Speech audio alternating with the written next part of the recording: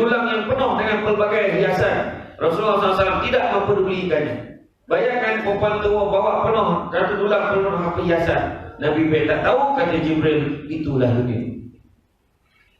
Kemudian seorang perempuan tua duduk di tengah jalan dan menyuruh Rasulullah berhenti. Tahan Rasulullah. Rasulullah tidak menghiraukannya, kata Jibril, itulah orang yang mensia-siakan umurnya sampai ke tua. 4 nikmat Allah Ta'ala akan tanya ke kita. Nikmat umur, kalau kita habiskan. Nikmat muda, masa muda buat apa? Nikmat harta, kita belanjakan ke mana? Dan keempat, nikmat ilmu. Nikmat ilmu kita dapat, kita sebar panjangkan ke tidak, kita manfaatkan ke tidak. Itu Allah akan tanya. Kemudian seorang perempuan bongkok 3 menahan Rasulullah SAW untuk bertanya sesuatu. Kata Jibril, itulah gambaran umur dunia yang dah sangat tua dah menanti masa nak kiamat. Bayangkan, zaman Nabi dah tua dunia ni. Zaman kita lebih lagi dah tua ni. Apa lagi yang kita sibuk nak baca dunia ni? Kan? Dunia ni bukan tempat tinggal. Dunia ni tompek meninggal. Faham? Itu lain macam falsafah. Dunia bukan tempat tinggal, tapi dunia tempat meninggal. Jangan lupa hashtag. Dunia ni sebentar sifatnya, sampai masa habis. Umur dah tak panjang. Kita nak habis ke pula dengan dunia. Bukan jadi apa. Kereta beli basah-basah, bukan bawa dalam kubur. Nanti waktu abang nanti nak bumikan, masukkan kereta sekarang tu. Tak dapat tu. Anak nampak ayah dah mencangut tu, mencangut. Anak dah mencangut. Kereta siapa Nabi? Kencang.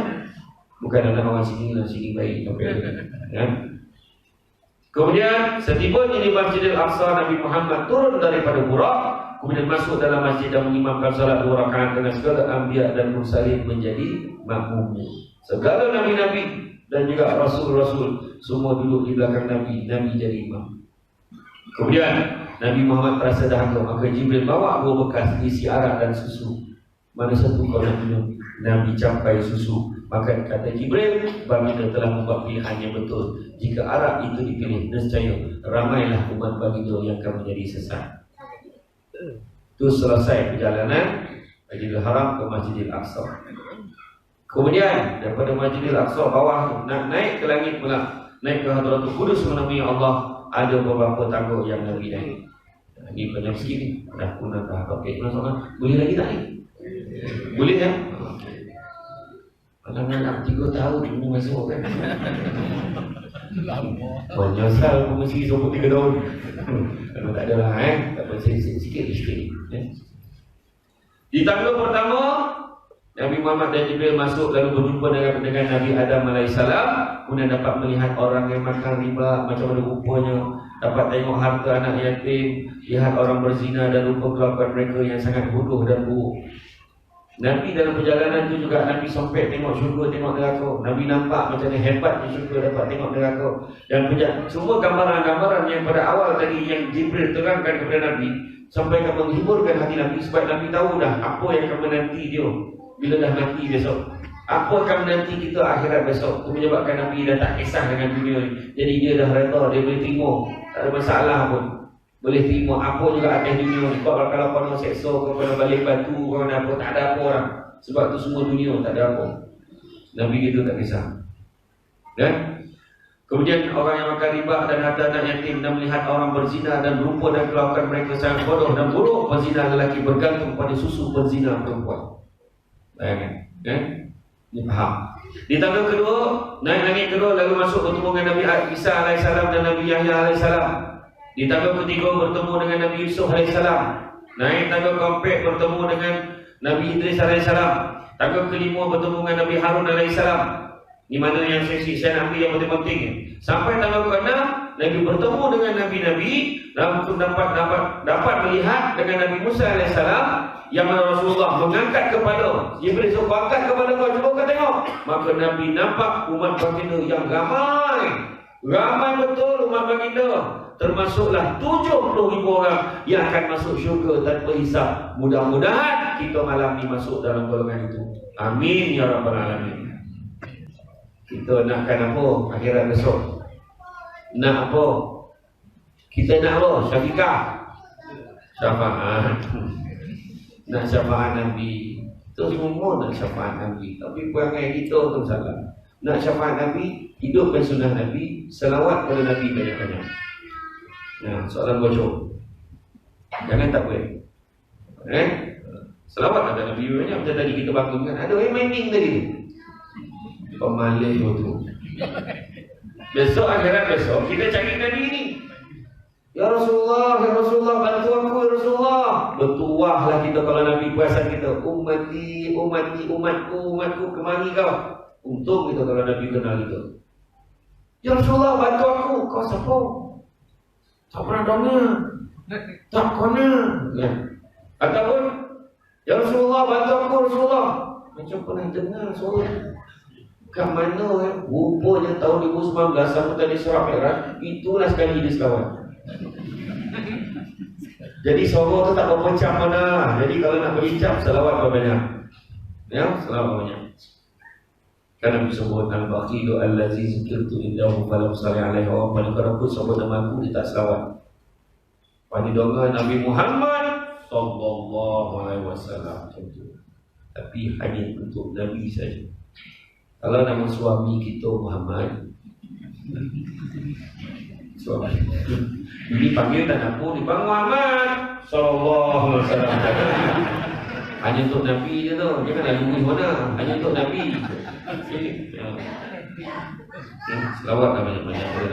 Nabi sebut inna awlan nasi bi yaumil qiyamah asarhum ala salatan. Orang yang paling baik di sisiku pada hari kiamat kelak adalah orang yang banyak selawat padaku. You kan nak camah maulud kan, nak sikit-sikit aja lah. Begitu juga sunnah Nabi. Hidupkanlah sunnah Nabi. Hidup sunnah Nabi. Salah satu cara. Dan Nabi sebut barang siapa yang membuat main-mainkan sunnah, maka haram baginya syafaatku untuknya di akhirat kelak. Jangan kita mempersendekurakan sunnah Nabi. Memanglah zaman Nabi dulu pagi raya makan buah tamal 3 biji. Sebab masa zaman Nabi tak ada lemang. Jangan. Apa benda kau boleh campur ni macam kambing? Jangan. Sunnah Nabi yang kita main-mainkan tu. Abang Syah surau ada orang cakap, ni janggut kau belum ketiak. Orang marah kan. Kalau orang main-mainkan tu. Dia cakap kena bang, mana sihat dia bang. Sunnah Nabi tu. Apa Nabi cakap? Haram baginya syafaat untuknya akhirat kelak. Jangan main. Banyak lagi benda nak buang. Dan tentu kena buang kan. Baik, langit ke-7 lalu bertemu dengan Nabi Ibrahim Khalilullah yang sedang bersandar di Baitul Ma'mur dihadapi oleh beberapa kaumnya kepada Rasulullah. Masa itulah Nabi Ibrahim kata, wahai Muhammad, tak pernah aku tengok umat yang paling masakin sekali umat kau. Sorry, umat paling miskin sekali. Sadap betul masakin kan. Umat paling miskin umat kau lah, kuih koring. Kenapa pula? Umur dah lah tak panjang, pemalas beribadah. Itu memang hakikat. Kita kalau zikir yang pendek-pendek, zaman sahabat dulu istighfar tak kurang 70,000 kali saja. Kita 3 kali. Kan dokek tak jauh besok 70,000 dengan 3. Mana jauh? Kan? Kalau dirapatkan jadilah tak jauh. Cuba kalau tahlil imam malam tu tiba semangat pula kan, dia tahlil dibawa 1000. Tak, itu Allah, 1000 malam dah hilang gitu. Makmumnya salat, ilallah, suara tu dah banyak lama benar dia zikir malam ni. Mana sebenarnya limankan Allah wa yaumil akhir wa zakarullah katsira. Siapa yang nak karamat Allah, nak hari akhirat, ingat Allah banyak-banyak. Salah satu cara zikir. Zikirlah banyak. Janganlah komplain imam macam-macam. Jadi Nabi Ibrahim kata umat paling miskin umat kau lah. Umur dah lah tak panjang tapi pemalas ibadah. Tapi macam mana nak buat? Maka kau suruhlah umatmu menanam tanaman di syurga. Tanam taman syurga. Maknanya ini khazanah syurga yang bagi ke umat Nabi Muhammad ni. Apa dia? Itulah yang kita disuruh baca. Hawqil. Apa hawqil? La hawla wa la quwata illa billahil azim. Dalam satu lagi riwayat menyatakan, satu pandangan menyatakan subhanallah hamdulillah wa la ilaha illallah wallahu akbar wa la haula wa la quwata illa billahil azim. Yang itu kan kita baca. Yang kita baca dalam wirid kita selepas salat kan, baca lah.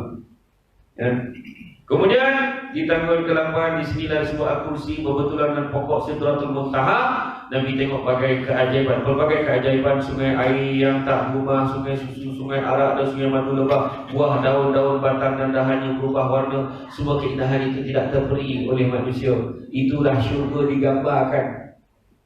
Hebatnya sampai kan dikatakan keindahan syurga ni tak pernah terlihat dari mata, tak pernah terbayang ke hati, tak pernah terdengar ke telinga. Sebab hebat itu walau macam mana digambarkan dalam drama-drama, ya, dalam drama-drama Melayu, lelaki kiriman Tuhan pada syurga di wajahmu. Kan, jangan benci cerita tu. Drama. Saya tak tengok drama ni, itu baru pun. Asalkan dia bahagia, macam tu lah. Saya tahu tajuk je, saya tak tengok drama tu. Tapi walau macam mana drama-drama, walau macam mana filem menggambarkan syurga itu indah lakonannya, tak dapat digambarkan. Ini hebat. Jadi kita cerita gitu. Kemudian yang ke-9 di sini berbetulan dengan pokok Sidratul Muntaha Rasulullah masuk dalam nur dan naik ke mustawa dan syari'ul akhlak, lalu dapat melihat seorang lelaki yang gaib dan nur arash. Itulah lelaki yang di dunia dan yang mana lidahnya tidak pernah berhenti, sering basah berzikir, hatinya tutup penuh pada masjid dan tidak memaki ibu bapanya. 7 golongan yang dapat naungan Allah yang mana tak ada naungan lain selain di akhirat nanti. Nombor 1, pemimpin yang adil. Yang kedua, orang muda yang sibuk dirinya dengan ibadah kepada Allah. Yang ketiga, orang yang hatinya terpaut pada masjid, sikit-sikit masjid.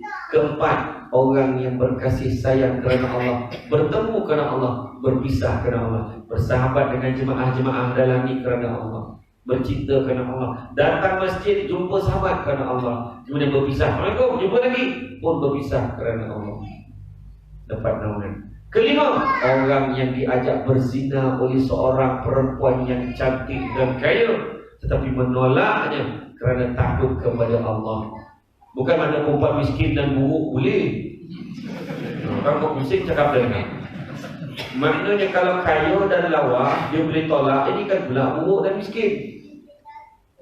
Dan yang keenam, seterusnya yang keenam, orang yang bersedekah tangan kanan bagi tangan kiri tak tahu. Maknanya tak tunjuk-tunjuk dengan orang sedekah dia.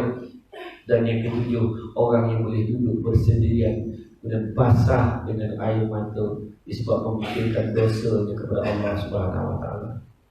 Itu sebabnya orang perempuan berhentilah menangis sobat jantan, buang masuk, baik menangis kerana Allah. Apa orang lelaki ni nak buat ketulian, setuju.